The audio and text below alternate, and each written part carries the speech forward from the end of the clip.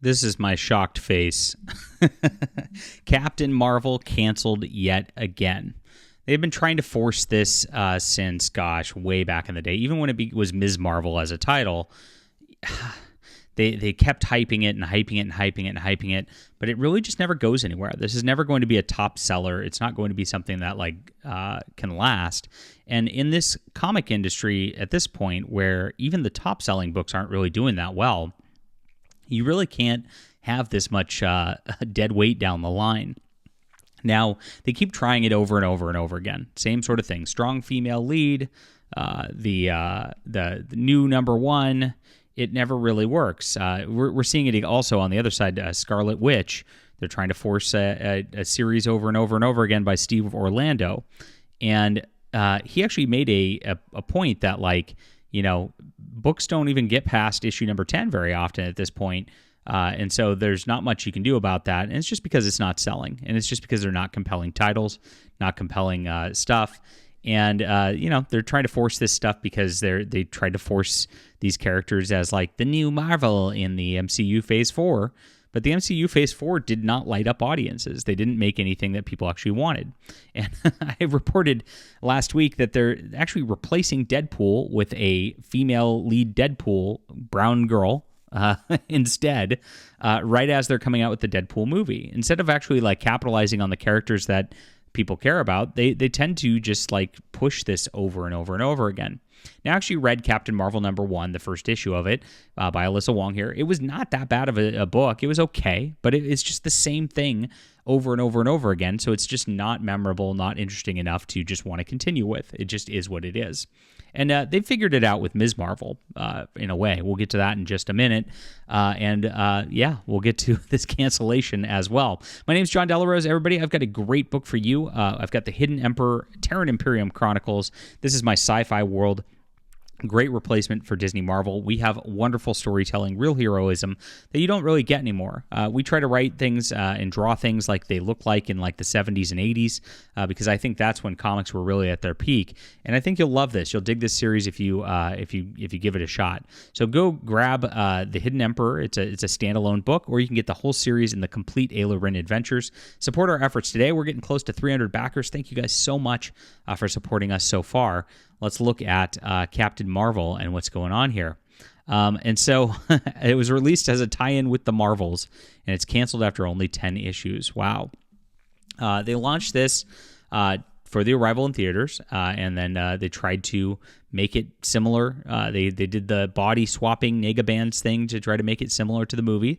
And that's actually a pretty good way to do things. Honestly, if they were smarter, they'd do this with more characters with the movies tie-in stuff, try to make it closer to that. The problem they had is the movies did not move the needle. And so this character did not work because nobody wanted it, because nobody wanted the movie. It was one of Disney's worst flops, of course.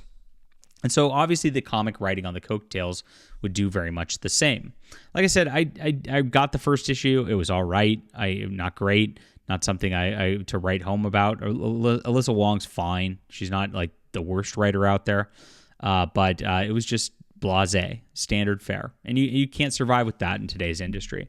So in the Captain Marvel letters page number 10, Sarah Brunstad says, "Dear friends, we part for a short time. Captain Marvel stories will continue in the Gangbusters Avengers series and elsewhere." So she's now going to be a B character, which is kind of, honestly, that's what Carol Danvers is, guys.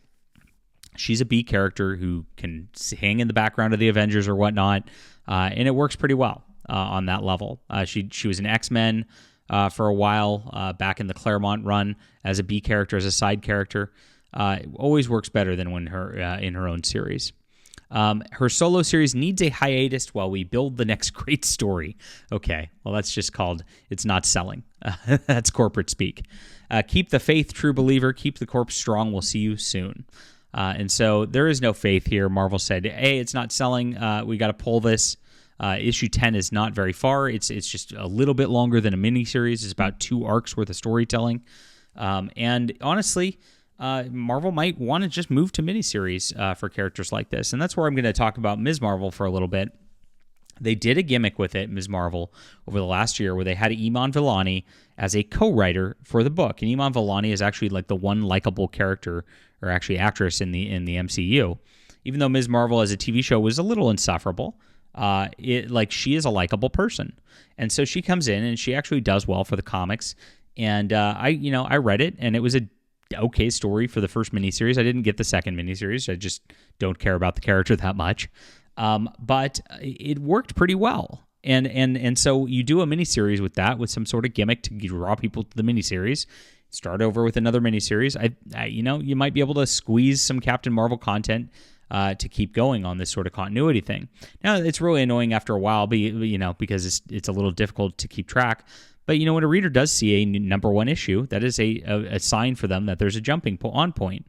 And so advertising it as an ongoing series when you're really only going to cancel it this fast is going to cause a lot less, a lot bigger lack of faith in the consumer than it would be to do the miniseries on repeat. They did this in the 90s, because they knew the number one thing and that craze was going to work really well. They did it with the character Venom, if you remember. And they just gave Venom miniseries after miniseries after miniseries so they could keep getting a sweet all-new number one out of it. And it worked really well. Venom sold like hotcakes, even though some of those stories were not the best.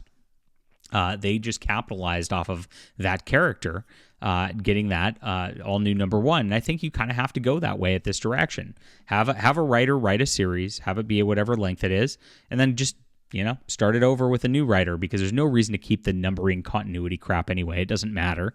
It's not like any of the books are actually on any of the numbers that they say they're on at this point. So Alyssa Wong says, "What a wild ride. I've had so much fun writing Carol, Yuna, and some of the true cosmic weirdness. From my place-swapping shenanigans to body horror, high-stakes heists to quiet, powerful moments. It's been an absolute blast, and you've been with us every step of the way. Thank you for your love and enthusiasm. Every time I read your letters, they make my day. You are all true believers, but more than that, thank you for believing this story, the team, all of us. I can't wait to see where Carol's journey takes her next." So she's going to appear in other ongoing books, but there's no immediate plans to relaunch a solo series, so I guess there were not a lot of true believers out there for real. It looks like there were not many people reading this whatsoever, and that's exactly why it died so fast on the vine. As I said, Marvel's doing this with a lot of characters. Scarlet Witch, Steve Orlando has had this sort of thing where they started over with the same creative team and all that, and it's just not going anywhere at this juncture. These characters just don't have the gravitas to get anywhere.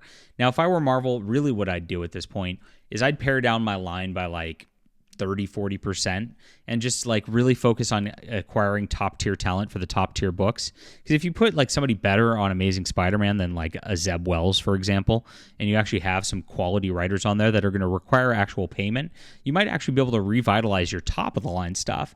And if you do that, then you can experiment with this stuff a little bit later when things are selling well again.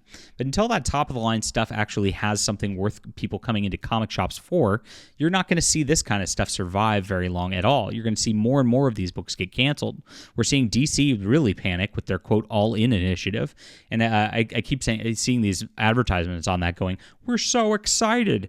All in is not an excited thing. All in is a desperation play at the end of the night when you've got you're down to your last chips and you're trying to squeeze out a victory out of near defeat. That's what all in is at this juncture. And the comic shop needs a massive overhauling. I really think this is across the line. Every company needs to do this. Just cut your bottom 30% of books, cut all your weird diversity hires who are doing this kind of thing right here, and just focus on those top-selling books, really make them something special, make the brands of Spider-Man, X-Men, Batman, the stuff that people are going to be drawn into the comic shops for, something into that people are really, really excited about. And then once everything's stabilized, do some side stories and see if you can make something stick on the other side.